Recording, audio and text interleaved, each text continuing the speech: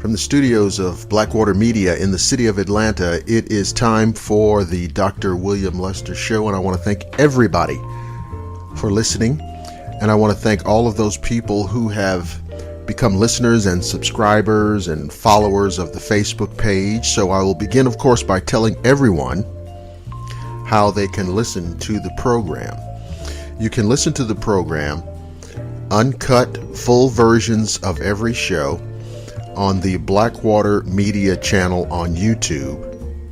You can listen to the show on the William Lester page, which is my personal Facebook page. You can listen to the show on the Dr. William Lester Show Facebook page, which is exclusively established for this show.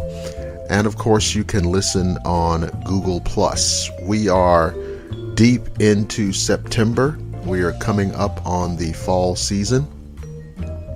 And as you know, I have done a number of shows focusing on cool vintage horror films and television shows of the same ilk, all in anticipation of my annual Cool Vintage Halloween Film Festival. And we've had a great deal of fun with that, and that certainly will continue on subsequent programs. But on this episode, I'm going to deviate a little bit, go off into a different direction, give you something new and interesting to contemplate, and talk about something that I consider to be the essence of cool vintage. And we're going to talk a little bit about music. And music is one of those areas, as I have said in the past, that is going to be a key component of this program. Because when one speaks of the cool vintage lifestyle, that certainly must incorporate music. And what we're going to look at tonight is something that has been called the British invasion. The British invasion was a musical explosion that occurred in the mid-1960s, but took root almost a decade before that. And it is something that is still being felt. It's still reverberating today. The effects of it are still very much with us today. So many aspects of popular music and the recording industry and our ideas about what happens in popular music took root. They germinated and came into full flower at the advent of the British invasion. And it's an interesting story, and it's so fascinating, and there's so many angles and little corners and nooks and crannies of this that it's almost like some weird, bizarre story that somebody made up and maybe put in a book or wrote as a movie that just so happens to be true. And we have to go back, I think, to post-war Britain. Britain at the end of World War II emerged as an ally, triumphant, of course. But there was a different national outlook than, say, post-war America. Post-war America was kind of like a trumpet blowing fanfare to the optimism of the future. Post-war Britain was, okay, now what do we do next? And it was into this set of circumstances that a generation of British youth came into their own. Those individuals born during the war years. Because remember now, Great Britain had been at war, I think, since the 30s. They were in the war well before the United States. The United States came into the war after the bombing of Pearl Harbor in 1941. And these British youngsters, particularly the young men, by the time they were of high school age, say, came under the hypnotic spell of American rock and roll. Elvis Presley, Chuck Berry, Little Richard, Fats Domino, and on and on and on. I mean, and not just the American rock and roll artists, but they also became enamored of many of the American jazz and blues artists as well. I mean, there were as many British fans of someone like B.B. King or Muddy Waters as there were of Little Richard, okay, and Roy Orbison. And so it almost became an obsession. These British youngsters became obsessed and transfixed on this, what they perceived to be the explosion of American culture, personified through this new thing called rock and roll. And here's a very interesting and sometimes, and for some people, uncomfortable reality of this. In America at the time, and we've moved forward a little bit now to the mid-50s, okay? Many corners of American society were segregated. In fact, there were record companies that produced what they claimed to be, or what they called, quote, race records. And you could even see this on the label of the actual record. And that was their way of saying that, well, here's a record performed by a black artist. This is the level of segregation and racial attitudes of mid-20th century America. And so music in the United States, as in so many other avenues of America, was segregated. It was not segregated to the extent to where the record companies minded, making money. But it was important enough, or it was significant enough, to continue to perpetuate this idea of this is us over here and this is them over there. Okay, and we've got to properly illustrate and differentiate these things. But no such lines of delineation were occurring in Great Britain. And so British youngsters like Mick Jagger, like John Lennon, okay, and these type of young British boys simply heard the music and were mesmerized by the music. They didn't have to go to the, quote, colored section to hear Fats Domino or Chuck Berry or Muddy Waters or, John Coltrane or Miles Davis. They didn't have to go through that. They simply picked up the music. And of course, Britain is an island nation, and no one in Britain lives more than 200 miles from the sea. So almost all British towns were seaport towns, and that means shipping.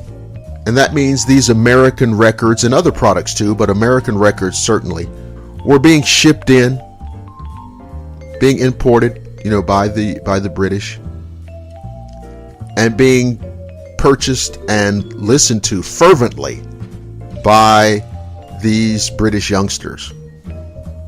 And this eventually led, and when you think back on it, wasn't it almost inevitable?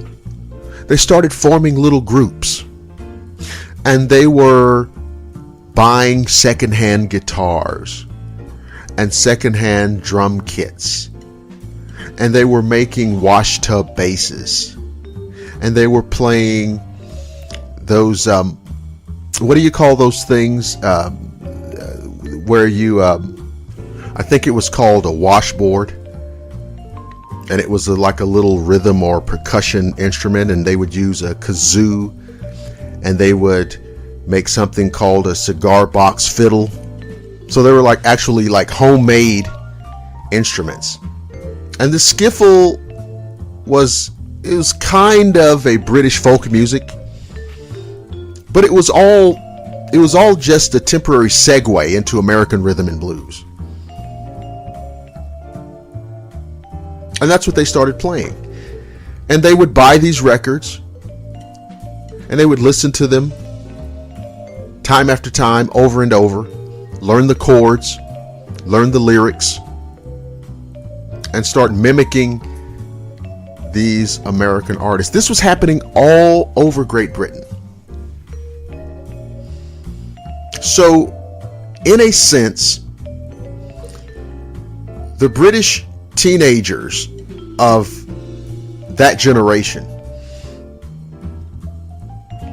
were much more or became students of American rhythm and blues much more than their American contemporaries.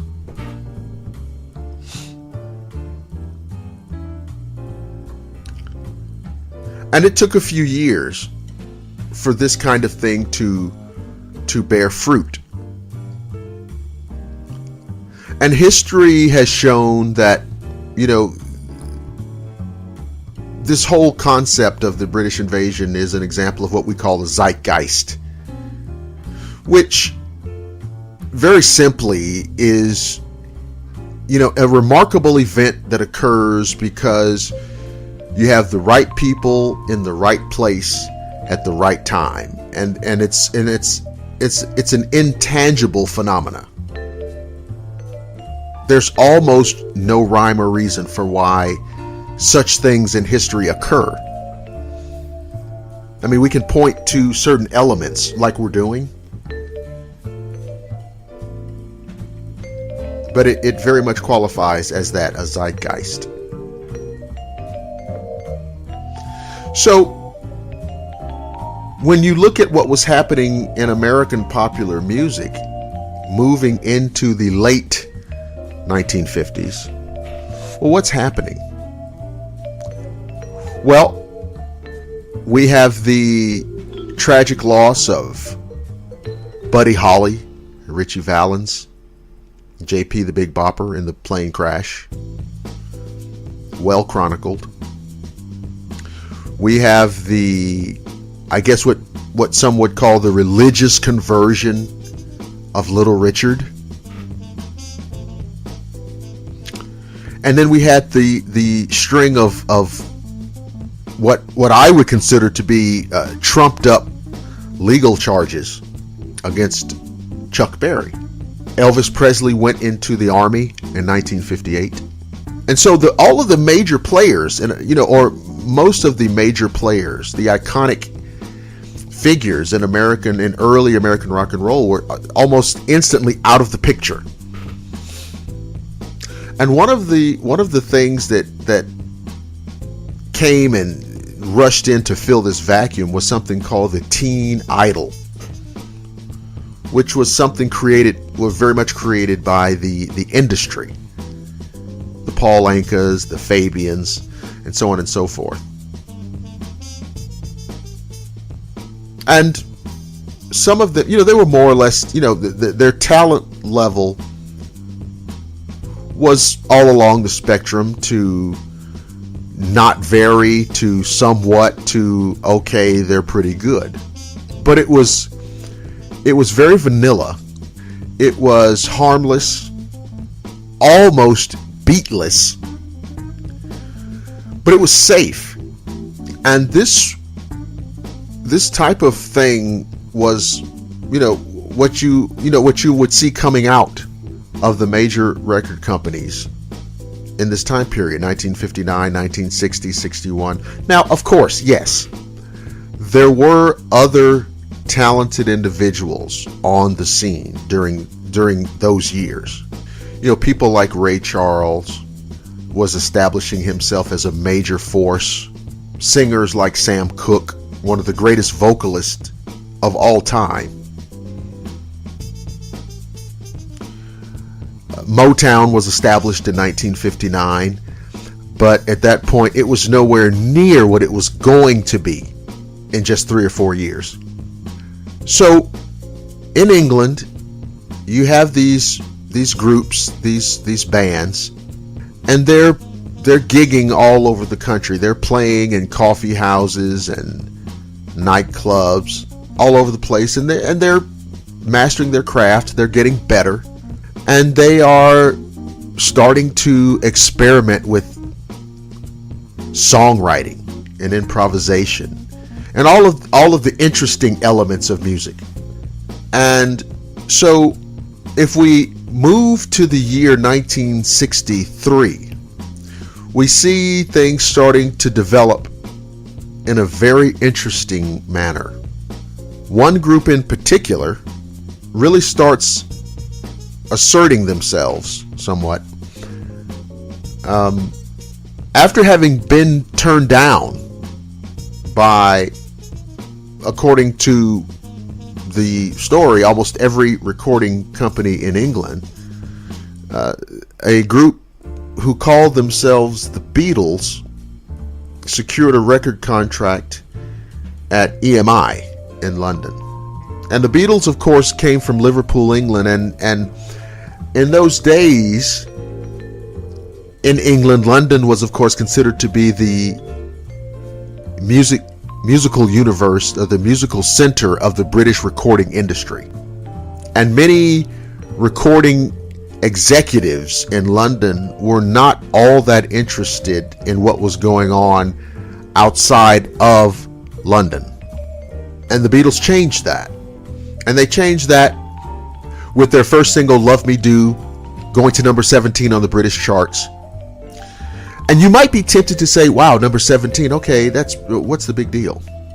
Well, the big deal is this. When you crack the top 20, and I don't care what chart it is, when you crack the top 20, that is fairly significant. That means that you've sold a lot of records and you have a substantial following. And at the time, the Beatles were that band. They were just like everyone else in England. They were playing the coffee houses and the nightclubs, but their fan base was growing, the interest was growing, a buzz was being created, and breaking the top 20 on the charts means that you now have a legitimate hit. It wasn't a monster hit, but it was a hit.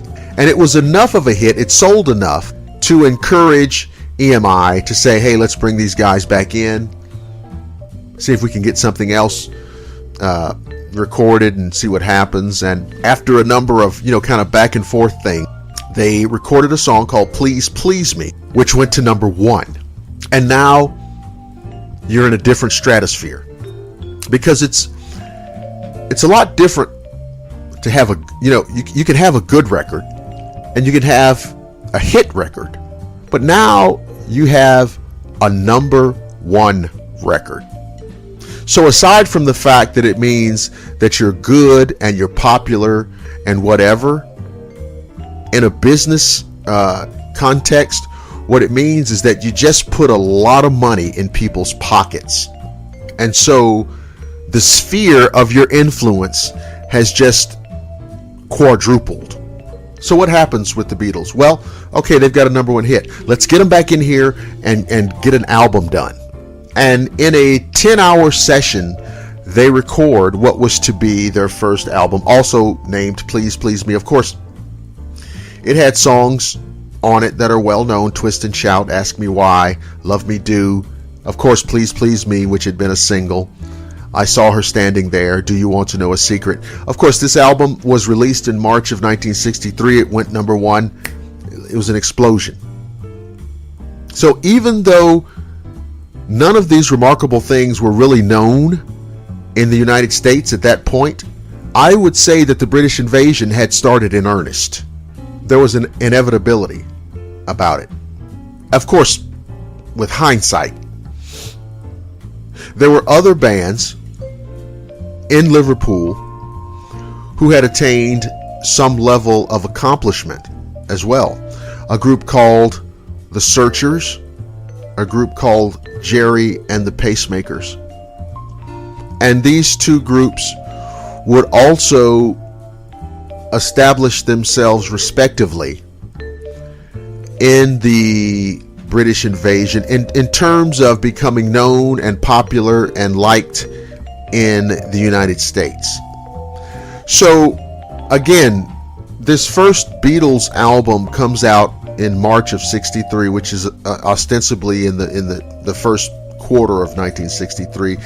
And the remainder of 1963 was just a series of one hit after another, because they followed that up with From Me to You, and then of course She Loves You. And then towards the end of 1963 they released I Want to Hold Your Hand. Now, something very strange happened. The executives at EMI had been trying to get these Beatle records released in the United States through Capitol Records, which EMI owned at that time. And these American record executives said, no, you guys are Brits, you don't know how to do this, this is the United States, la la la la la. Simultaneous with that, there were airline stewardesses, and this is one of those weird little anecdotes of history. Airline stewardesses were flying back and forth between the United States and Great Britain. Many of them had purchased copies of I Want to Hold Your Hand and brought them back, and these eventually made their way to individual disc jockeys throughout the country, and they were getting airplay.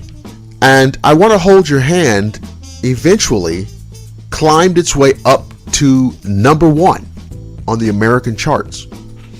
And so the Beatles had a number one record in the United States without even trying, more or less, or without, really saying we're going to release this in the United States. I mean, it just happened organically.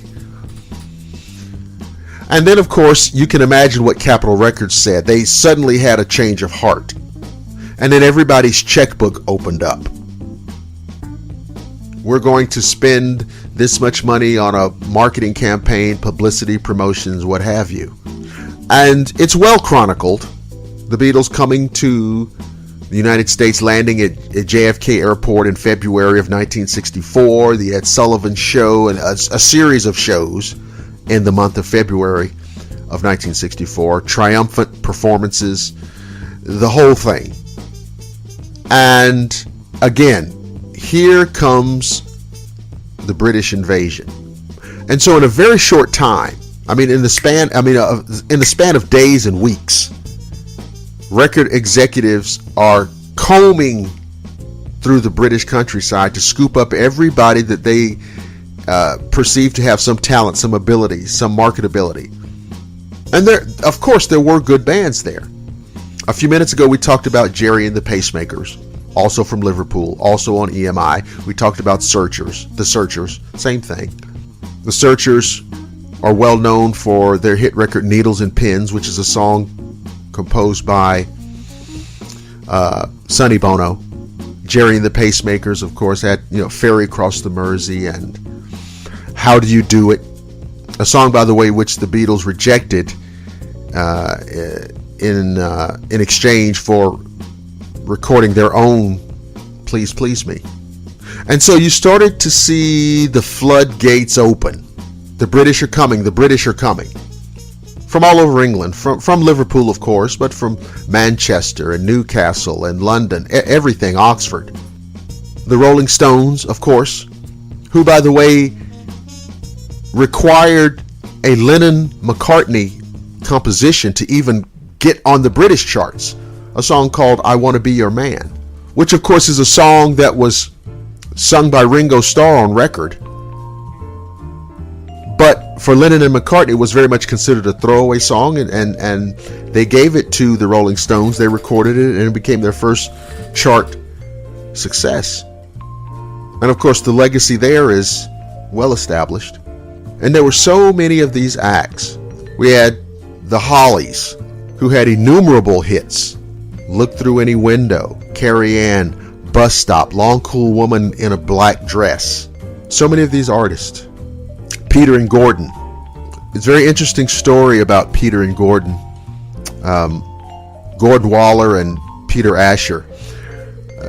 Peter Asher was the brother of Jane Asher, who at the time was the girlfriend of Paul McCartney. So it is no shock to anyone that the first chart success achieved by Peter and Gordon came off of a song that was a Lennon-McCartney composition called A World Without Love. And it wasn't that Peter and Gordon were not talented, abled performers, because they did have a very respectable career. Peter Asher went on to become a very formidable producer in the record industry. Gordon Waller is no longer with us. A similar duo of British singers, Chad and Jeremy, came into their own during this same period. The Animals from Newcastle, featuring Eric Burdon with House of the Rising Sun, Don't Let Me Be Misunderstood, and Don't Let Me Down, and so on and so forth, including the bass player Chas Chandler, who many people may know eventually became the manager of Jimi Hendrix. There were so many of these bands, and I would, in all honesty, they were all along the spectrum, but it was the British invasion. And so there was a point in time where if you were in a band and if you were British, somebody was going to give you a look. There were Herman's Hermits. Herman's Hermits, being fronted, of course, by Peter Noone, they didn't do any heavy rock at all. They were not a rock and roll band per se, but they were very good. They were very good.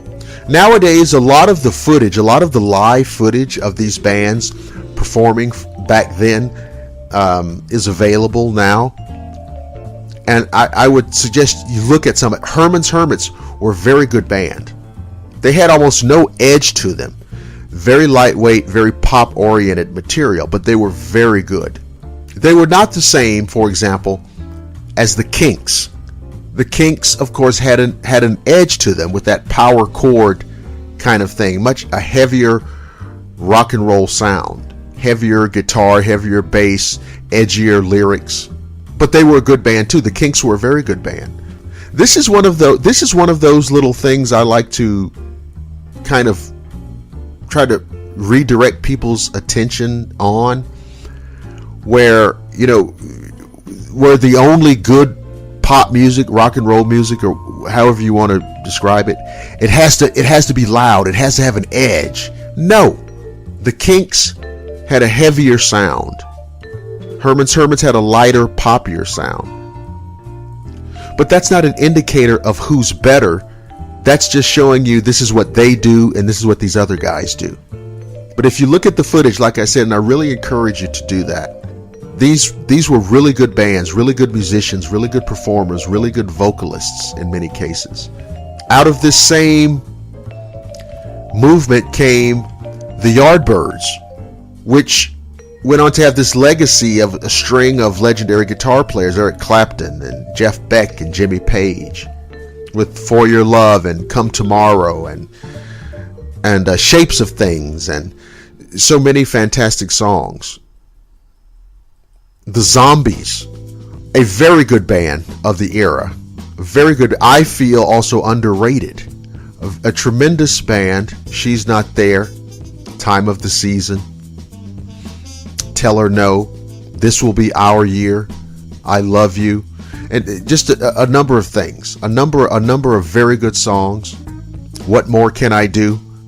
Investigate these songs. Look for some live performing clips of these bands, and I think you will be pleasantly surprised. The Hollies, I mentioned earlier. I Can't Let Go, a tremendous band, a very good band. The Who, also a legitimate part of this conversation. I feel, and there will probably be a million different opinions on this, but I feel that the Who of that initial British invasion surge was the Who that I more closely identify with. The mod period, the Can't Explain, the Substitute era, My Generation. This was the period when they presented the essence of what I thought that the British invasion was and stood for. People can argue about, I like this, I like that, but for me, I think that the Who during their mod period was the essence of what made them fantastic. And there were a number of bands who kind of came and went, maybe one-hit wonders, and some of them were good too. I mean, bands like Wayne Fontana and the Mindbenders were very good bands and had a couple of hits. Of course, The Game of Love, and of course they had the association with the Sidney Poitier film To Sir With Love, but they did not have far-reaching effects. Freddie and the Dreamers, the Swinging Blue Jeans, many of these groups. A wonderful vocal group called the Ivy League. Wonderful female singers like Dusty Springfield and Cilla Black had respectable careers. And there's so many performers and bands and musicians that will probably get left out of this conversation, which is unfortunate. But you can't name them all without doing like a 10-hour show. Obviously, Eric Clapton left the Yardbirds and went on to become a member of Cream. Graham Nash left the Hollies eventually to form the kind of international group, Crosby, Stills, and Nash. And so as you moved into the late 60s, there were the expected, obligatory evolutions of things. But I wanted to reference this musical phenomena because it is absolutely part of the cool vintage lifestyle. Of course, all of these artists are available in many different formats and platforms for you to listen to. I still prefer CDs. I think that the CD has a superior sound quality than just a regular downloaded MP3. And I've heard different people argue about this, but I don't know what people are listening on nowadays. I mean, it's really funny because a lot of people today just resort to convenience, and they stick a pair of buds in their ear and they just go on about their business because it's convenient, because it's easy, because it's lightweight, and at the end of the push comes to shove, you can just put some earbuds down in your pocket. But I prefer to listen through a pair of traditional headphones because I'm really looking for that sound quality. So what do we recommend on this show? We recommend that you get a pair of traditional headphones. And we're not going to tell you to go out and spend $500 on a pair of headphones. Last week I saw a pair of headphones in a magazine for $3,000, and I just thought this was you must be a lunatic. But it doesn't take all of that. It doesn't take all of that. You don't need to spend that kind of money.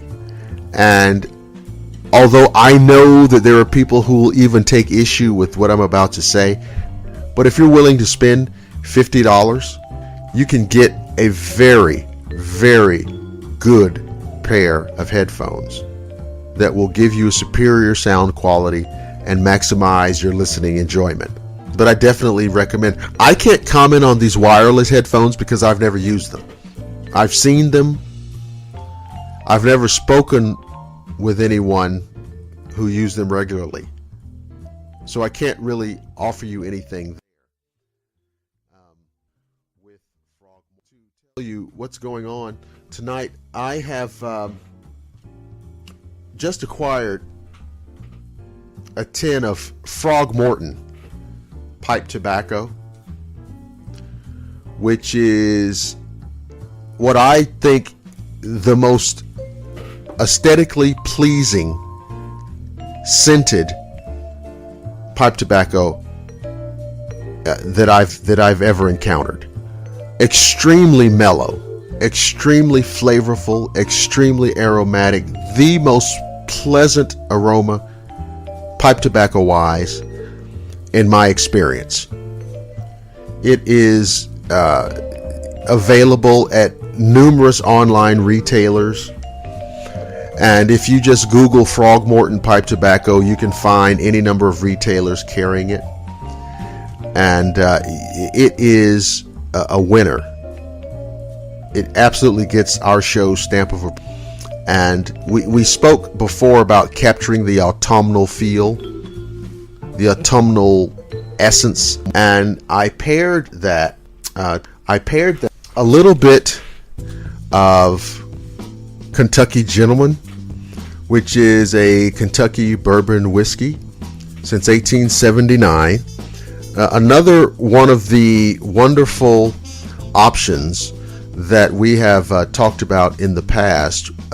Great flavor, which one can acquire for a respectable price. I believe that this bottle was $10, and it makes a great highball, of course, with the ginger ale or the 7-Up. It makes a great just traditional mix if you want to use Coca-Cola, or if you just want to pour it straight over ice. It makes a excellent sipping whiskey, but it's Kentucky Gentleman, and it's another great option for your adult libation that you can acquire for an absolutely reasonable price. So we're doing the British invasion tonight, and we've named a lot of bands. We've covered a lot of bands, a lot of names, and I know that there's a lot that we've left off and can't possibly get to in one program. But I absolutely recommend you giving the British invasion artists a listen across the board. And you'll find that it is one of the finest periods of the popular music era.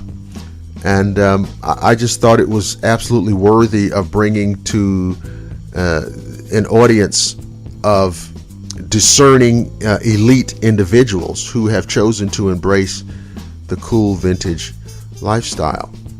So like I said, we have done a number of classic horror movie reviews, TV shows, and what have you. I wanted to just jump off the path a little bit for tonight's show. We will resume our conversation because we're moving deeper into September. We're approaching October, and I want to make sure we have lots of different titles for you to investigate and watch and enjoy during the Cool Vintage Halloween Film Festival.